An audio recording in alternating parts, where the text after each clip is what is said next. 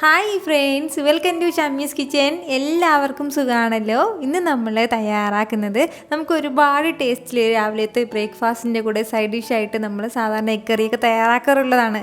പക്ഷേ പലതും പല ടേസ്റ്റിലുള്ളതാണ്. അതുപോലെ തന്നെ ഒരു സ്പെഷ്യൽ ടേസ്റ്റിൽ തയ്യാറാക്കിയെടുക്കാൻ പറ്റുന്ന നല്ലൊരു വെറൈറ്റി ആയിട്ടുള്ള മുട്ടക്കറിയാണ് നമ്മൾ ഇന്ന് ട്രൈ ചെയ്യുന്നത്.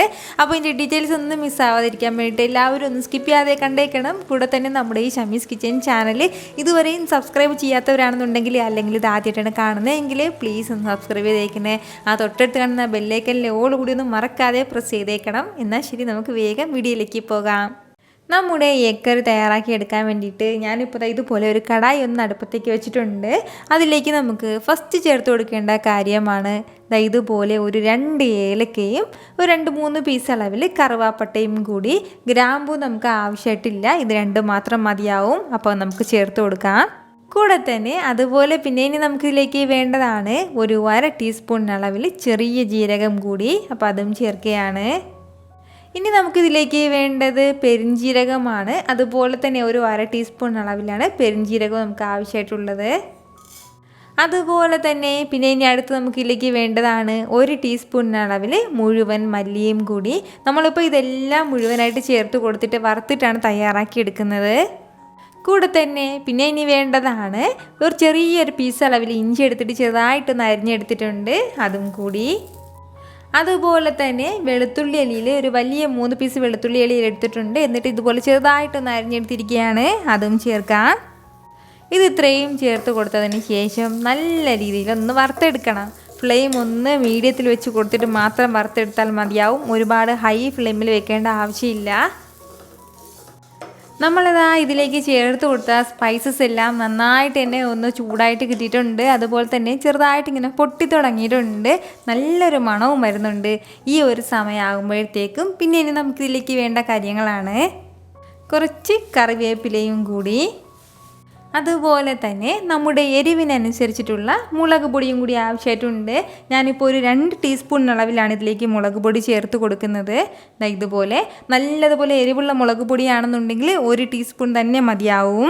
മുളക് പൊടി ചേർത്ത് കൊടുത്തു കഴിഞ്ഞാൽ ഫ്ലെയിം നന്നായിട്ടൊന്ന് കുറച്ച് വെച്ച് കൊടുക്കണം. എന്നിട്ട് വേണം നമ്മളിതുപോലെ ഒന്ന് വറുത്തെടുക്കാനായിട്ട്. അതിൻ്റെ കളറൊക്കെ ഒന്ന് ലൈറ്റായിട്ടൊന്ന് മാറി വരുന്നവരെ മാത്രം ഒന്ന് വറുത്തെടുത്താൽ മതിയാവും. നമ്മളിതാ ഇതിലേക്ക് ചേർത്ത് കൊടുത്ത മുളക് പൊടിയുടെ കളറൊക്കെ ഒന്ന് ലൈറ്റായിട്ടൊന്ന് മാറി തുടങ്ങിയിട്ടുണ്ട്. നന്നായിട്ട് തന്നെ അതെല്ലാം ചൂടായിട്ടുണ്ട്. ലാസ്റ്റിൽ മാത്രമേ മുളക് പൊടി ചേർക്കാൻ പാടുള്ളൂ. മുളക് പൊടിക്ക് പകരം നമുക്ക് ഇതിലേക്ക് വറ്റൽ മുളകും ചേർത്ത് കൊടുക്കാവുന്നതാണ്. വറ്റൽ മുളകാണെന്നുണ്ടെങ്കിൽ ഫസ്റ്റിലേ തന്നെ നമുക്ക് ഇതിൻ്റെ കൂടെ ചേർത്ത് കൊടുത്തിട്ട് നല്ലതുപോലെ ഒന്ന് വറുത്തെടുക്കാം. അപ്പോൾ ഇതുപോലെ ഇത്രയും ആയിക്കഴിഞ്ഞാൽ പിന്നെ ഇനി നമുക്ക് ഫ്ലെയിം ഒന്ന് ഓഫ് ചെയ്ത് കൊടുക്കാം. ഓഫ് ചെയ്ത് കൊടുത്തിട്ട് ഇത് മിക്സിയുടെ ജാറിലേക്ക് മാറ്റിയിട്ട് നല്ലതുപോലെ ഒന്ന് പൊടിച്ചെടുക്കാം.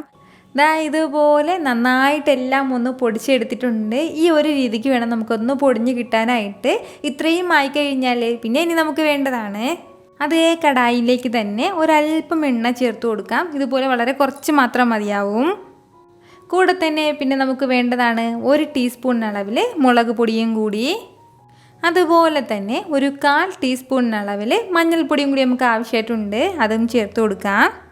ഫ്ലെയിം ഇപ്പോൾ നന്നായിട്ട് കുറച്ചാണ് വെച്ച് കൊടുത്തിട്ടുള്ളത്. എന്നിട്ട് ഇതെല്ലാം കൂടി ഒന്ന് ചൂടാക്കി എടുക്കണം. ഇതുപോലെ നമ്മുടെ മസാലയൊക്കെ നന്നായിട്ടൊന്ന് ചൂടായി കഴിഞ്ഞാൽ പിന്നെ ഇനി നമുക്ക് ഇതിലേക്ക് വേണ്ടതാണ് നമ്മൾ നന്നായിട്ടൊന്ന് വേവിച്ച് മാറ്റി വെച്ചിരിക്കുന്ന നമ്മുടെ ഈ മുട്ടയും കൂടി ഒന്ന് ചേർത്ത് കൊടുക്കണം. മുട്ട വന്നിട്ട് ചെറിയ രീതിയിലൊന്ന് കത്തി കൊണ്ട് ഞാനിപ്പോൾ ഒന്ന് വരഞ്ഞെടുത്തിട്ടുണ്ട്. എന്നിട്ട് വേണം ഇതൊന്ന് ചേർത്ത് കൊടുക്കാനായിട്ട്. ഇനി നമുക്ക് ഇതെല്ലാം കൂടി ചേർത്തിട്ട് നന്നായിട്ടൊന്ന് വറുത്തെടുക്കണം. നല്ല രീതിയിൽ ഈ മുട്ടയുടെ പുറം ഭാഗമൊക്കെ ഒന്ന് മുരിഞ്ഞ് കിട്ടുന്നത് പോലെ ഒന്ന് വറുത്തെടുക്കണം. നന്നായിട്ടൊന്ന് മുരിഞ്ഞ് തുടങ്ങുമ്പോഴത്തേക്കും ഇതിൻ്റെ പുറം ഭാഗമൊക്കെ ലൈറ്റായിട്ടൊന്ന് ഹാർഡായി തുടങ്ങും. അതുവരെ വേണം ഒന്ന് വരട്ടിയെടുക്കാനായിട്ട്. നമ്മൾ ഇതുപോലെ മുട്ടക്കറി തയ്യാറാക്കി എടുക്കുമ്പോഴത്തേക്കും ആ മുട്ടയ്ക്കും ഒരു പ്രത്യേക ടേസ്റ്റ് ഉണ്ടാകും. അല്ലാതെ നമ്മൾ സാധാരണ മുട്ടക്കറി തയ്യാറാക്കി എടുക്കുമ്പോൾ നമ്മൾ മുട്ട എങ്ങനെയാണോ കഴിക്കുന്നത് അതുപോലെ ആ മുട്ടയ്ക്ക് ഒരു പ്രത്യേക ടേസ്റ്റ് ഉണ്ടല്ലോ, അത് മാത്രമേ കിട്ടുള്ളൂ. പക്ഷേ ഇതുപോലെ ഒന്ന് വരട്ടിയെടുക്കുമ്പോഴത്തേക്കും ഇതിനൊരു സ്പെഷ്യൽ ടേസ്റ്റ് തന്നെ കിട്ടും നമുക്ക്. ഹൈ ഫ്ലെയിമിൽ വെച്ചിട്ട് നമ്മൾ ഏകദേശം കുറച്ച് സമയം ഇങ്ങനെ ഒന്ന് വരട്ടിയെടുക്കുമ്പോഴത്തേക്കും നമ്മുടെ ഈ മുട്ടയിലേക്ക് നമ്മുടെ ഈ മസാല എല്ലാം നന്നായിട്ടൊന്ന് കോട്ട് ചെയ്ത് ഇതുപോലെ ഒന്ന് കിട്ടും. ഇതിൻ്റെ പുറം ഭാഗമല്ല ഇപ്പം കുറച്ച് ഹാർഡായിട്ടായിരിക്കും ഉണ്ടാകുന്നത്. ഈ ഒരു രീതിയിൽ വേണം നമുക്കിത് കിട്ടാനായിട്ട്. അപ്പോൾ നമ്മളിതുപോലെ വരട്ടിയെടുക്കുന്ന സമയത്ത് പ്രത്യേകം ശ്രദ്ധിക്കേണ്ട കാര്യം എന്താണെന്ന് വെച്ചാൽ എണ്ണ കൂടുതൽ ചേർക്കാൻ വേണ്ടി നിൽക്കരുത്. എണ്ണ കൂടുതൽ ചേർക്കുകയാണെന്നുണ്ടെങ്കിൽ ഇതിലേക്ക് ഈ മസാലകൾ ഇതുപോലെ കോട്ട് ചെയ്ത് നിൽക്കില്ല. ഇനി നമുക്ക് വേണ്ടത് ഇതൊരു പ്ലേറ്റിലേക്ക് ഒന്ന് മാറ്റാം. അതിനുശേഷം നമുക്ക് വേണമെന്നുണ്ടെങ്കിൽ ഇതേ കടായിലേക്ക് തന്നെ ബാക്കി എണ്ണ ഒഴിച്ച് കൊടുത്തിട്ട് തയ്യാറാക്കി എടുക്കാവുന്നതാണ്. പക്ഷേ ഞാൻ വന്നിട്ട് ഒന്ന് മാറ്റുകയാണ്, കാരണം നമ്മുടെ മുളക് പൊടി എല്ലാം കുറച്ച് ഡാർക്ക് കളറിലേക്ക് വന്നിട്ടുണ്ട്. അപ്പോൾ അതിൻ്റെ ടേസ്റ്റ് വ്യത്യാസം ഉണ്ടാവും, അതിൻ്റെ പേരിലാണ്. വീണ്ടും ഒരല്പം എണ്ണയും കൂടി ചേർത്ത് കൊടുക്കാം. വെളിച്ചെണ്ണയാണ് ചേർത്ത് കൊടുക്കുന്നത്. എണ്ണ ഒന്ന് ചൂടായി വരുമ്പോഴത്തേക്കും പിന്നെ ഇനി നമുക്കിതിലേക്ക് വേണ്ടതാണ് ഒരു 3 സവാളയും കൂടി. മീഡിയം സൈസിലൊരു 3 സവാളയാണ് എടുത്തിട്ടുള്ളത്. ഒരുപാട് വലിയ സവാള അല്ല കേട്ടോ, ചെറിയ സവാളയിലൊരു 3 സവാളയാണ്. സവാളയും ചേർത്ത് കൊടുത്തതിന് ശേഷം നല്ല രീതിയിൽ നമുക്കിതെല്ലാം കൂടി ഒന്ന് വഴറ്റി കൊടുക്കാം.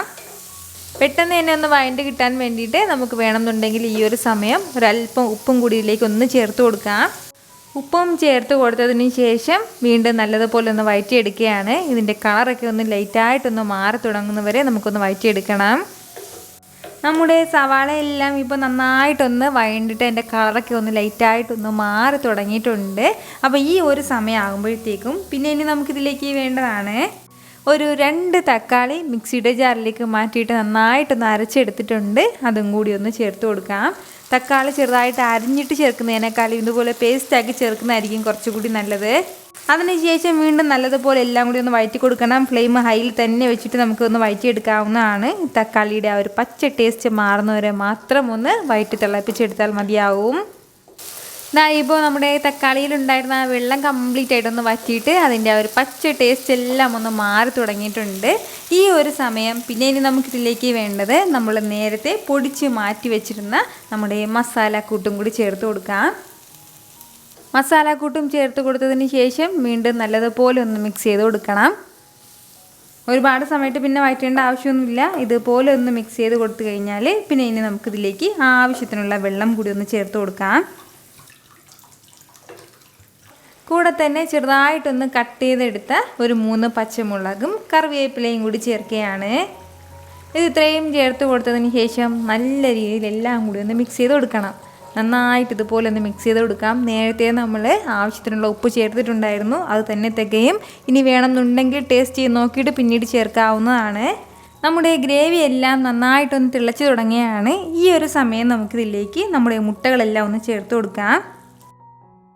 കൂടെ തന്നെ ഒരല്പം മല്ലിയിലയും കൂടി ചേർത്ത് കൊടുക്കുകയാണ്.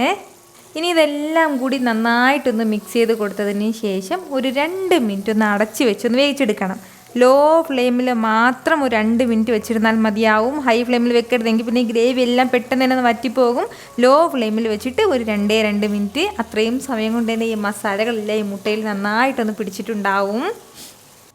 ഇതിപ്പോൾ ഒരു 2 മിനിറ്റ് ആയിട്ടുണ്ട്. ഇനി നമുക്കിതൊന്ന് തുറന്ന് നോക്കാം. നിങ്ങൾക്കിത് കാണുമ്പോൾ തന്നെ അറിയായിരിക്കുമല്ലോ ഇത് എന്തുമാത്രം ടേസ്റ്റി ആയിട്ടുള്ള ഒരു കറി ആയിരിക്കും എന്ന്. ഉറപ്പായിട്ട് എല്ലാവരും ഇതുപോലെ ഒന്ന് ട്രൈ ചെയ്ത് നോക്കണം. നിങ്ങൾക്ക് നന്നായിട്ട് ഇഷ്ടമാവും. ഇനിയിപ്പോൾ മുട്ടക്കറി എന്തിൻ്റെ കൂടെയൊക്കെയാണ് കഴിക്കേണ്ടത് ഞാൻ പറയേണ്ട ആവശ്യമില്ല. നമുക്ക് ഇഷ്ടമുള്ള എന്തിൻ്റെ കൂടെ വേണമെന്നുണ്ടെങ്കിലും ഇത് സൈഡായിട്ട് വെച്ച് കഴിക്കാവുന്നതാണ്. ഇതുപോലെ ഒരു മുട്ടക്കറി തയ്യാറാക്കി നോക്കിയതിന് ശേഷം നിങ്ങളുടെ ഫീഡ്ബാക്ക് എനിക്ക് മറക്കാതെ ഒന്ന് അറിയിക്കണം. കാരണം നിങ്ങളുടെ ഫീഡ്ബാക്ക് കാണുമ്പോഴായിരിക്കും അത് മറ്റുള്ളവർക്കും തയ്യാറാക്കി നോക്കണം എന്നുള്ളൊരു പ്രചോദനം ഉണ്ടാവുന്നത്.